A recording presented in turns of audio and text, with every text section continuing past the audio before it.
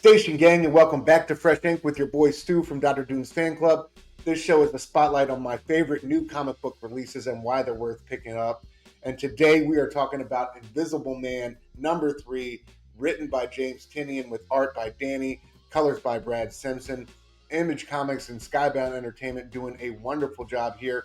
With each passing issue, this series becomes more and more of a contender for my very favorite installment when it comes to these Universal Monsters adaptations that we have been getting ever since Dracula, written by Tynion with art by Martin Simmons, first sank its teeth back into readers back in October 2023. With Invisible Man #3, Tynion continues to build one of the best modern reinterpretations of these Universal monsters, but it's Dani's art here that really is the star of the show, making this character feel feral and unhinged. Her raw brushwork, her splintered layouts, her sanguinary shadows have set this book on a reign of terror from which I doubt we will ever recover. So let's wreck a train or two and talk about why I love this book so much. We'll begin with a reign of terror. A few murders here and there. Murders of great men, murders of little men, just to show we make no distinction. We might even wreck a train or two. Just these fingers round a signalman's throat. That's all. Skybound's Invisible Man series serves as a prelude to the events that transpire in the H.G. Wells book and the immortal 1933 James Whale film, which to me stands out among its Universal Monsters counterparts on the back of Claude Rains, playing our title character, who gives a performance that to me is one of the most brilliant portrayals of a murderous madman that I think there ever was and will be. I'll show you who I am and what I am. So as a prelude, issue 1 introduces our antagonist, Dr. Jack Griffin, not as a tragic victim of his own discovery, but as a man already teetering on the edge, socially isolated, contemptuous, and desperate to be seen, or rather, to stop being seen. His experiment with Monocaine renders a rat invisible in issue #1, but with violent and unstable side effects. And with this experiment, Griffin's ambitions shift sharply, as he finds more in common with the rat than he thought possible. Invisibility for him becomes not just a scientific goal, but a means of asserting power over a world he believes dismisses him. This issue and series is less like a monster movie and more like a simmering psychological thriller, with Tynion using Griffin's internal dialogue to really nail the voice for this character by sharpening his paranoia and his sociopathic tendencies, while Dani's heavy shadows and her claustrophobic layouts underscore the uneasy dread permeating each scene. Issue 2 continues with Griffin's descent into madness as our experiments advance while our moral tether loosens. His rivalry with his colleague, Dr. Arthur Kemp, intensifies, and Jack's inner world becomes increasingly dominated by violence, invisibility, and that notion of unseen dominion. I love the ape and the cat narrative in this issue, which sees Jack successfully turn a cat invisible, but then lose it. And needing to get a blood sample to continue his progression, he soon sets this transparent terror upon Kemp's caged chimp inside the laboratory, with terminal results for both parties. All this serves to mirror Jack's own growing cruelty, and once again, the star of the show here is Dani. Her artwork reinforces Jack's attachment. Look at the way she renders his murderous fantasies with that negative space avatar, slashing a throat, or poking somebody's eyes out. Look at those dark angles on Jack's face that signal the creeping horror of what is becoming. Issue 3, though, has been my favorite yet. In this third issue, Griffin's descent really starts to accelerate, and the book opens with some subtle but chilling signals of what's to come. Two ladies of the night murmuring about a missing friend, Griffin in his signature Invisible Man garb, scaring them as he stalks the streets until we finally reach his tenement with him, only to find someone there gagged and pleading for help. Is it this missing lady of the night? Who could it be? Surely not a poor orphan child chained to a bed and being injected with invisibility potions, right? That's definitely not happening. Do you want me to take these off? No. Very well, then.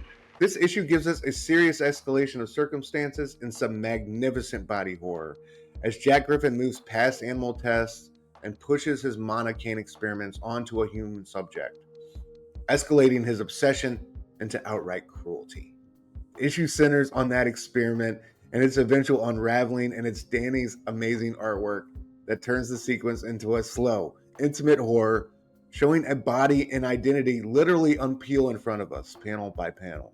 So as of late, Griffin finds himself craving this change to invisibility, which he now has almost perfected on his small animal test experiments. He spends more time disappearing while he's out in society, practicing his invisibility, but he knows this routine won't satiate his true ambition. He needs something more. It's time for a human test subject, and a search through the seedy streets of the red light district produce a new lab assistant, a runaway, who is helplessly drawn into Griffin's orbit with an offer of food and lodging in exchange for some assistant work. But upon arrival to Griffin's seedy room, poor Tommy Boy is promptly drugged, chained to the bed, and administered Monocaine while he is unconscious. But the formula only works partially at first, and soon Tommy awakens to discover the horror of what he has now become. This transformation sequence is shocking, and I especially love how we, as readers, find out along with Tommy what he has now become. So both helpless boy and morbidly curious reader take a glance into the mirror together as Griffin provides it. And Lord have mercy, the tension that was simmering in these earlier issues and even at the beginning of issue 3 finally burst into that full body horror here. Dani's art shows us Tommy's skin has disappeared, exposing his flesh and muscle and sinew, and it's sheer terror that pushes the notion of invisibility into grotesque territory. But the horror is more than visual, too. It's moral and it's philosophical. As our experiments continue, Jack continues drugging, sedating the boy, feeding him at night, and he slowly starts to disappear into this skeleton state, slowly wasting away.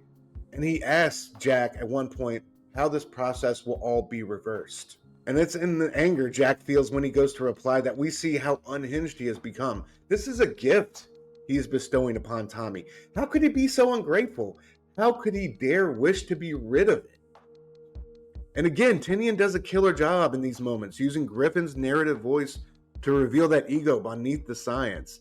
For Jack to become invisible is not merely to vanish, but it is to dominate, to transcend human vulnerability as a whole. So finally, Tommy goes full invisibility. The scenes with him in the skeletal skate are haunting and beautiful, and I love how he's yearning to learn about what is happening to him. When he finally disappears in full, it is one of my favorite panels of the year right here, and nothing but his eyeballs glowing in the darkness. Dani really renders this erasure with brutal empathy. You see the horrors happening to this poor kid, and we really are moved by his plight and his helplessness, especially when we learn that Jack is going to kill Tommy now, that he has achieved his ultimate goal in a human test subject. But when he returns later to be rid of his latest experiment, the tables turn, and Mr. Griffin gets a return on his karma for the atrocities that he has visited upon Tommy. And folks, before we get out of here today, I have got to praise Brad Simpson's color work. We must praise it.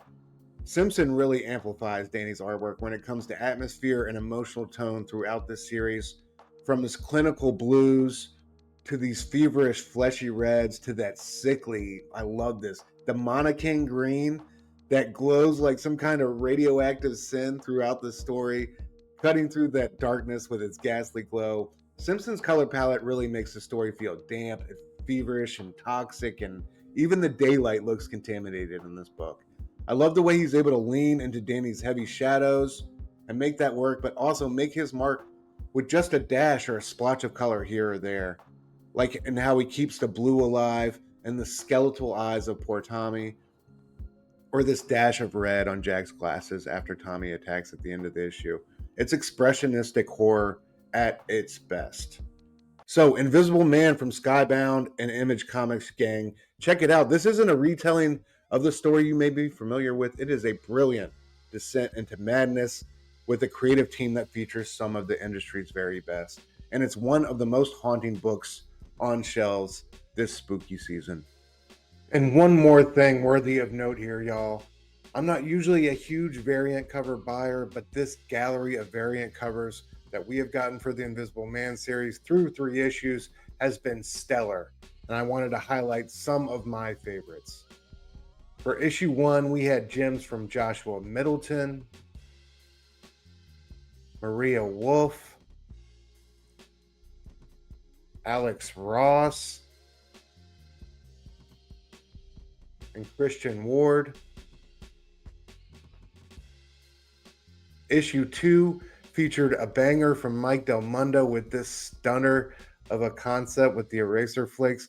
Man, Mike never misses when it comes to the brilliance of a concept with his compositions.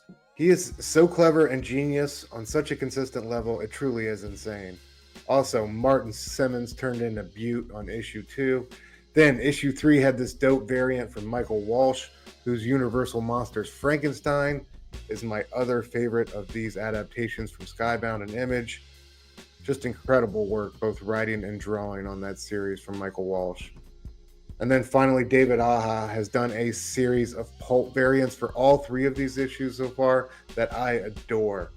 So big up to the editors and all those involved in putting together this murderer's row of talent and giving us so much incredible artwork. Thank you. That's it for me this time, gang. Thanks for watching, and drop a comment. Let me know which Universal Monsters reimagining has been your favorite so far.